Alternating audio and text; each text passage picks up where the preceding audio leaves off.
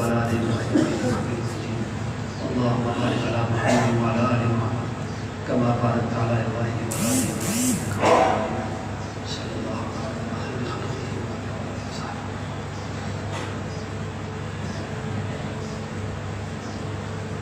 آج میرے لیے بہت سعادت کا موقع ہے کہ اپنے اکابر کے درمیان مجھے حاضری کا موقع ملا ہے. میں ازہر راجستھان دارالعلوم پوکر اس دینی درسگاہ میں جب بھی حاضر ہوتا ہوں تو طالب علم بن کر آتا ہوں اور کچھ حاصل کرنے کے لیے اور اپنے اکابر سے دعا لینے کے لیے حاضر ہوتا ہوں. مجھے یہ آج پھر خوشی کا موقع ملا ہے اور مزید خوشی یہ کہ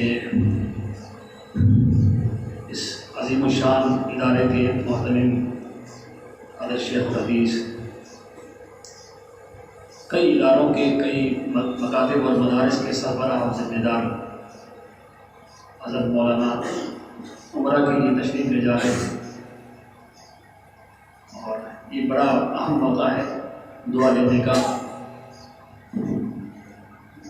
مجھے حکم دیا ہے کہ آپ طلباء سے کچھ بات بتلا دیں.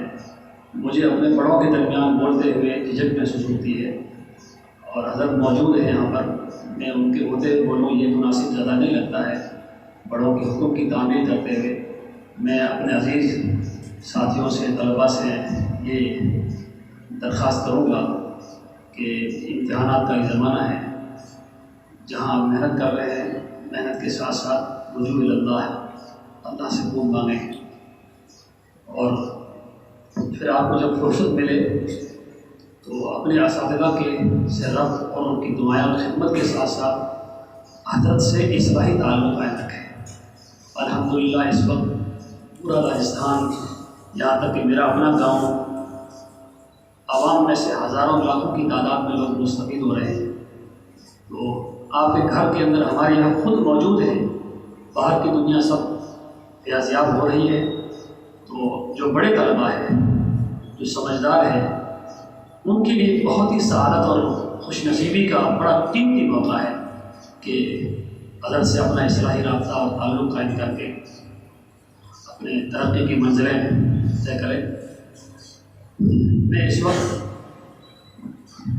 صرف ایک بات عرض کر کے یہ بات ختم کروں گا. ہم لوگ نماز میں بلکہ جنازے کے اندر ایک دعا پڑھتے ہیں اللہم من احییتہ منا فاحیہ علی الاسلام ومن توفیتہ منا فتوفہ علی الایمان. یا اللہ جب تک ہم دنیا میں زندہ رہیں اسلام پر, شریعت پر, سنتوں پر عمل کرنے کی توفیق عطا فرما. اسلام پر ہم زندہ رہیں. ومن توفیتہ منا فتوفہ علی الایمان. اور جب خاتمہ ہو تو ایمان پر خاتمہ ہو جائے. دیوبند سے قریب رائے پور ایک جگہ ہے جہاں اہل اللہ کا قابل ہمیشہ رہے ہیں. ہمارے بڑوں کے بھی بڑے وہاں پر شاہ عبد القادر رائے پور رحمۃ اللہ علیہ وغیرہ. شاہ عبد القیوم رائے پور رحمۃ اللہ علیہ کے انتقال کے بعد مجھے وہاں حاضری کا موقع ملا. ایک وہاں پہاڑوں کے اندر دو بزرگ رہتے تھے, دونوں دنیا سے چلے گئے ہیں. ان میں سے ایک سائی عبداللہ کے نام سے, آپ اپنے اساتذہ کے نام سے معلوم کریں گے تو آپ کو بتائیں گے جو پرانے دارالعلوم کی فیض یافتہ ہے.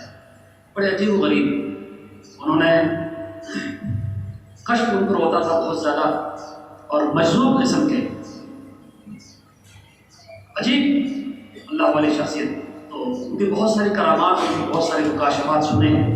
تو میں نے بھی ساتھیوں سے کہا کہ جب یہاں تک آ گئے رائے پور تو ان سے ملاقات کرنے کا ایک شوق ہے. تو ساتھیوں نے تلاش جاری کی, 2-4 جگہ فون لگایا تو معلوم ہو کہ فلاں جگہ پر موجود ہے. زید پور گاؤں کا نام بتایا. میں وہاں پہنچا اپنے ساتھیوں کے ساتھ. اس میں چند علماء تھے, مظاہروں کے فارغین تھے, ندوے کے تھے, دارالعلوم سے دوسرے 7-8 لوگ تھے گاڑی میں ندوے بھی. بہت تفصیلی ملاقات ان سے ہوئی. تو سب سے پہلے انہوں نے جب بلایا ہے تو میں نے انکار کر دیا کہ نہیں میں ملاقات کسی سے نہیں کرتا ہوں, جمعے کے دن یہاں پر کیوں آئے ہو. خیر درخواست کی اور دروشی پڑھتے رہے تو آخر انہوں نے اجازت دے دی. تو سب سے پہلے یہی سوال کیا داخل ہونے سے پہلے کہ وہیں باہر کھڑے رہے آپ, اندر آنے کی جو جھونپڑی تھی ان کی پوچھا کہ آپ یہاں کس سے بیٹھے آپ؟ میں نے پتا حضرت مولانا سالم صاحب رحمۃ اللہ علیہ سے۔ وہ کن سے؟ میں نے حضرت مولانا قاری محمد طیب صاحب رحمۃ اللہ علیہ سے۔ کہ وہ کن سے بیٹھے ہیں؟ میں نے مولانا اشرف علی تھانوی رحمۃ اللہ علیہ سے۔ پھر یہاں کیوں آئے؟ میں نے حضرت آپ کی زیارت اور دعا کی، لیکن سخت لہجے کے اندر، ڈانٹ کے لہجے کے اندر آؤ، ایک آدمی تمہارے ساتھ پینٹ شرٹ والا بھی ہے۔ اب میں نے کہا آدمی ہے، میرے پاس جوڑا تھا، ان کو اشارہ کیا، جوڑا میرا پہن کر آگے پہچان لیا۔ تفصیلی باتیں ہوئی، ان میں سے جب ہم لوگ روانہ ہونے لگے تو 2-4 باتیں، میں نے 21 باتیں ان کی نوٹ کی اپنی ڈائری کے اندر۔ ایک بات پر زور دیتے رہے کہ اس امت کی کامیابی کا راز دنیا اور آخرت کے اندر محمد رسول اللہ صلی اللہ علیہ وسلم کی سنتوں کے اندر ہے۔ آپ کی سنتوں سے ہٹ کر کامیابی نہیں مل سکتی ہے۔ چائے بنائی انہوں نے، پھر جب چائے پی لی کہہ رہے اس کو چاٹو۔ فرمایا کہ آپ کو معلوم نہیں کہ کھانے کے اندر ایک آدھ لقمہ، ایک آدھ دانہ ایسا ہوتا ہے جو برکت والا ہوتا ہے، اسی کو شیطان گروا دیتا ہے۔ یعنی ایک ایک سنت کی طرف انہوں نے توجہ دلائی اس مجلس کے اندر۔ آخر میں کسی صاحب نے تعارف کرا دی کہ حضرت یہ جو آئے ہیں دیوبند سے فارغ ہے، اور یہ مظاہر لوگ کے فارغ ہے، ان کا نام یہ ہے، یہ فلاں صاحب کٹرے سے فارغ ہے، اور یہ فلاں جگہ سے فارغ ہے۔ یہ 2-3 کا تعارف ہوا۔ وہ 4 بندے ہم لوگ نیچے تھے، گھیرا باندھ کر نیچے بیٹھے ہوئے تھے، سردی کا موسم تھا۔ انہوں نے اپنا عصا اٹھایا، بوڑھے ضعیف آدمی 80 سال سے زائد ان کے اوپر، اور کھینچ کر کے میری طرف ایسے کھینچا اور کہا کہ کیا ہوتا ہے فارغ؟ اب میں چپ، چھڑی کو میرے اوپر کھینچ رکھا کہ کیا ہوتا ہے فارغ؟ چپ ہو گیا۔ میں سمجھ گیا کچھ کہنا چاہتے ہیں۔ فارغ فارغ، دیوبند سے فارغ، مدینے سے فارغ، مصر سے فارغ، کوئی فارغ نہیں ہے۔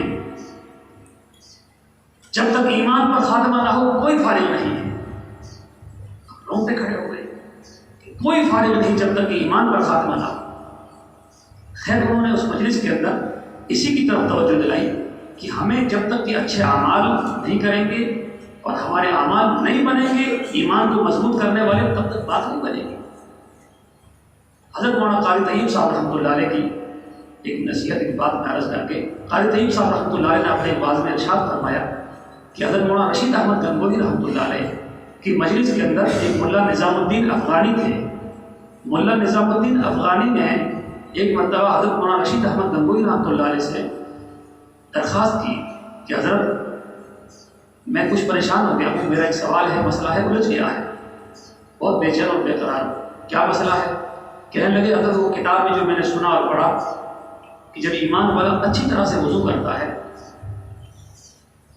تو ہاتھ دھلتا ہے، ہاتھ کے گناہ جھڑ جاتے ہیں، چہرہ دھلتا ہے، چہرے کے گناہ جھڑ جاتے ہیں، پاؤں دھلتا ہے، پاؤں کے گناہ جھڑ جاتے ہیں، مسح کرتا ہے، سر کے گناہ جھڑ جاتے ہیں۔ مشکاہ شریف میں روایت موجود ہے۔ اور پھر جب قدم اٹھاتا ہے نماز پڑھنے کے لیے، قدم رکھتا ہے، نیکی لکھی جاتی ہے، دوسرا قدم اٹھتا ہے، خطا اس کی معاف ہوتی ہے، اور 2 رکعت اچھی طرح سے پڑھ لے، اللہ رب العالمین اس کی گناہ معاف فرما دیتے ہیں۔ لیکن وضو بھی ایسا ہو سنتوں کے مطابق، بالکل سنتوں کی رعایت کرتے ہوئے آداب کے ساتھ میں نماز بھی ایسی ہی ہو۔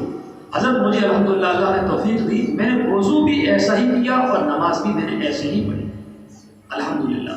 مجھے دل کے اندر بہت شرح صدر ہوا، میرا دل اندر سے گواہی دے رہا کہ میں نے صحیح نماز اور صحیح وضو، اندر سے بہت خوشی ہے۔ میرے دل میں یہ خیال آیا کہ میں دیکھ لوں کہ اپنی نماز کیسی ہے۔ انسان جو بھی عمل کرتا ہے اس کی بھی ایک مثال ہوا کرتی ہے، اللہ رب العالمین اس کی شکل اس کو متشکل کرتے ہیں، اچھے اعمال کی، برے اعمال کی۔ تو میں نے اپنی نماز کو مکاشفہ کے ذریعے دیکھا، مراقبہ کیا، اللہ رب العالمین نے مجھے اپنی نماز دکھلائی ہے تو خوبصورت ایک حسین عورت کی شکل میں، اتنی خوبصورت کہ میں نے کبھی تصور نہیں کیا کہ خوبصورت بھی عورت ہو سکتی ہے، سر سے لے کر کے پاؤں تک، پاؤں سے لے کر سر کے بالوں تک، اتنی میری نماز خوبصورت، لیکن آنکھوں سے اندھی۔ حضرت آنکھوں سے اندھی، آنکھیں نہ ہو تو سارا حسن بیکار ہے۔ تب سے میں پریشان ہوں، الجھ گیا ہوں کہ یہ میری نماز ایسی کیوں ہے؟ میں نے تو نماز صحیح پڑھی، میں نے تو وضو صحیح کیا۔ حضرت میں بہت ٹینشن میں ہوں کہ میری نماز اندھی کیوں ہے۔ حضرت گنگوہی رحمۃ اللہ علیہ نے مراقبہ کیا، چند سیکنڈ کا، گردن جھکائی اور پھر اٹھائی، ارشاد فرمایا نظام الدین تو نے نماز آنکھیں بند کر کے پڑھی ہے، نماز میں تو نے آنکھیں بند کی ہے۔ اب ملا نظام الدین سب پٹا گئے، کہنے لگے حضرت آنکھیں تو میں نے بند کی، اور آنکھیں میں نے اس لیے بند کی تاکہ نماز کے اندر ادھر ادھر کا خیال نہ آئے، ادھر ادھر کی کچھ چیزیں ذہن میں نہ آئے، یکسو ہونے کے لیے میں نے آنکھیں بند کی۔ فرمایا کہ افسوس، بہت افسوس، نماز میں خیال آ جائے اس کو ہٹا دو، دفع کر دو، پھر خیال آئے پھر دفع کر دو، پھر آئے پھر دفع کر دو، اس پر پکڑ نہیں ہے۔ خیال لانے پر پکڑ ہے، یا خیال آ گیا تو اس کو ہٹا نہیں رہا بلکہ جما رہا ہے، مزید اس کو دے رہا ہے، طول دے رہا ہے، اس پر پکڑ ہے۔ لیکن آیا ہٹائے کتنی بار ہو جائے اس پر پکڑ نہیں ہے۔ لیکن افسوس، تو نے رسول اللہ صلی اللہ علیہ وسلم کی ایک سنت کو ترک کر دیا ہے کہ تو نے آنکھیں بند کر کے نماز پڑھی۔ آپ نے ارشاد کرنا ہے کہ نماز کے اندر سجدے کی جگہ پر نگاہ رہنی چاہیے، رکوع میں بالکل پاؤں پر نگاہ رہنی چاہیے، سجدے کے اندر یہاں ناک پر نگاہ رہنی چاہیے، تشہد کی حالت میں گود کے اندر دونوں ہاتھوں پر۔ ایک ایک سنت آپ نے بتلائی ہے۔ تو نے نماز میں آنکھیں بند کی جس کی وجہ سے تیری نماز کے اندر یہ خلل پیدا ہو گئی، تیری نماز اندھی ہے۔ جب ایک سنت کو ترک کر دینے کی وجہ سے نماز میں اتنا بڑا عیب پیدا ہو سکتا ہے، ہم اور آپ نہ جانے ہم سے کتنی بار کیا چیزیں کیا خطائیں ہوتی ہے، کتنی ہم سنتوں کو چھوڑتے ہیں۔ عارف باللہ حضرت مولانا امین صاحب جو ہم سب کے سرپرست اور ذمہ دار ہے، ہمیں ان سے دعائیں بھی دینی چاہیے، اور ساتھ ساتھ میں اپنا اصلاحی تعلق قائم کر کے اور اس پر تمرین اور مشق جو ہمارے اکابر اساتذہ ہیں ان کی نگرانی میں اگر ہم کریں گے انشاءاللہ، اللہ رب العالمین ہمارے لیے وہی راستے کھولیں گے جو ہمارے اکابر کے لیے کھلے ہیں۔ اللہ رب العالمین ہم سب کو اپنے اکابر سے، اپنے اساتذہ سے دعائیں لینے کی اور ان سے صحیح راستہ حاصل کرنے کی توفیق عطا فرمائے۔ اسی پر میں اپنی بات ختم کرتا ہوں۔ میرے ساتھ میں میرے عزیز میاں محمد عبدالستار آئے ہیں، خصوصی دعاؤں کے لیے آئے ہیں، کچھ گھریلو مسائل ہیں، حضرت سے بھی درخواست کی ہے، حضرت دعا فرمائیں گے، آپ بھی دعا کریں، اللہ تعالیٰ ان کے گھریلو جو مسائل ہیں۔ Thanks for watching. Don't forget to like, comment, share and subscribe to Al Wahid channel.